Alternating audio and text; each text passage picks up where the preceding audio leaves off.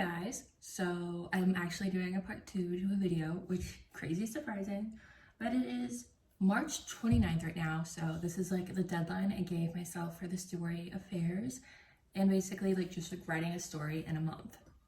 I just went on a walk, that's why my hair is wet. It's raining here in Dusseldorf right now. But yeah, got myself a cup of coffee, get yourself one, tea, water, because it's actually not gonna be that long of a video.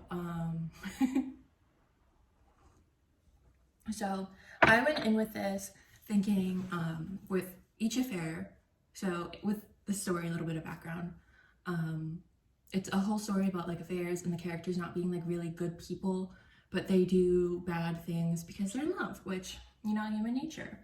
And so my idea was kind of to write like 7,000 to 10,000 words per affair, and there's supposed to be like 4 or 5 affairs.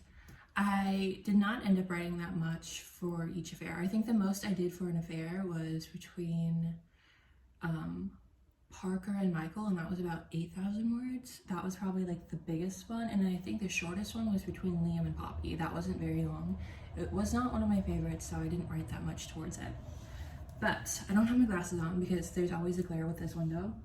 It ended up being 24,520 words, which I think for like a story that's pretty good. And I did not spend a month writing this. I spent about a week and a half, and then I got distracted by something else.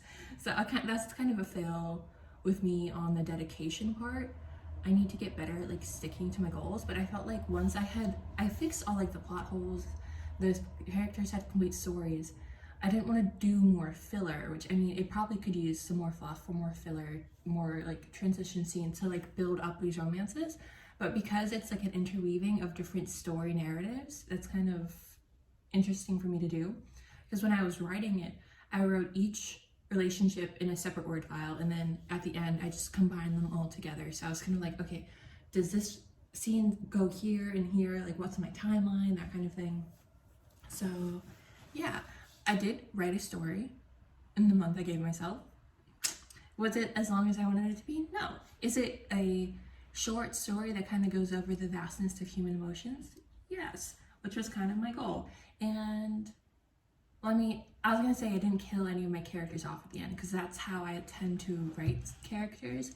I had this realization when I was journaling this month, that I kill characters off at the end of the story because I feel like once their story is done, there's no need for the character anymore.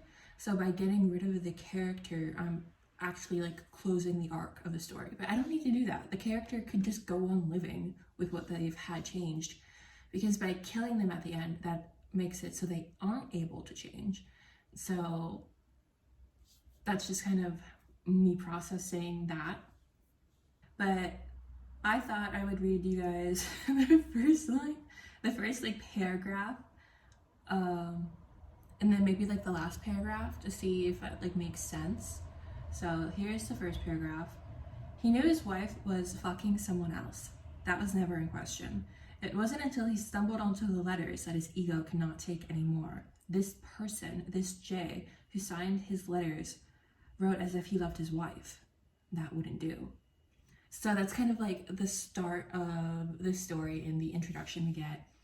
And that's Richard, which is one of my least favorite characters, but he's kind of an interesting character. I made like one of his character traits is before he starts speaking, he clicks his shoes like Dorothy, and he taught his daughter to do that too.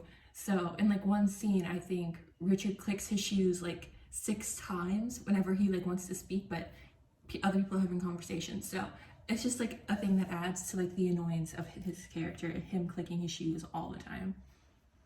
Let's see, what is the end?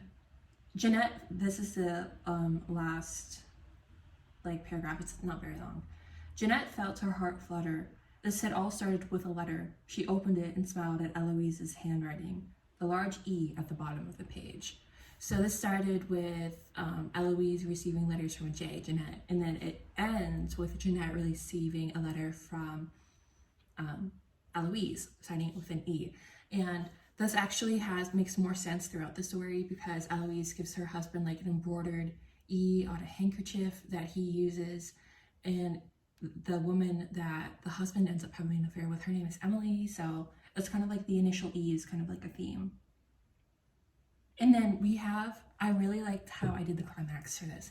So we have all these characters who kind of interwoven together, but then we have the pastor Thomas Walsh, and you're kind of just like, okay, but how is he connected to this story? Well, he actually is like the missing, long gone son of one of the people who are kind of like a father figure to Michael and Parker. And so at the end, they kind of have this realization where the old man Montgomery always sent Parker and Michael to go look for his cat named Tommy, which it's kind of like the cat is the kind of idea of a man looking for his son and all of that. And then it all comes together at the end when you realize, I think Michael, at this point, he's a ghost, but he starts haunting the house that they're all in. And like Michael can like go and find peace because they found the cat, they found Tommy, they found Thomas the pastor, and it just kind of all like circles in. It's like a big clincher moment. So I was kind of happy with like how that turned out. I'm just like, ooh. And for only being like 43 pages, I think that's pretty good for like the suspense and build up and like the interconnecting of characters. But yeah, I'm pretty happy with how this story turned out, especially for only writing it in 10 days. I wrote it on like the tram, I wrote it on at the park, I wrote it here, I wrote it in my room. I was just like, okay, the story is taking over, let's just get it out, and I did. So yeah, thank you guys so much for watching, and I hope you have a nice day and keep writing.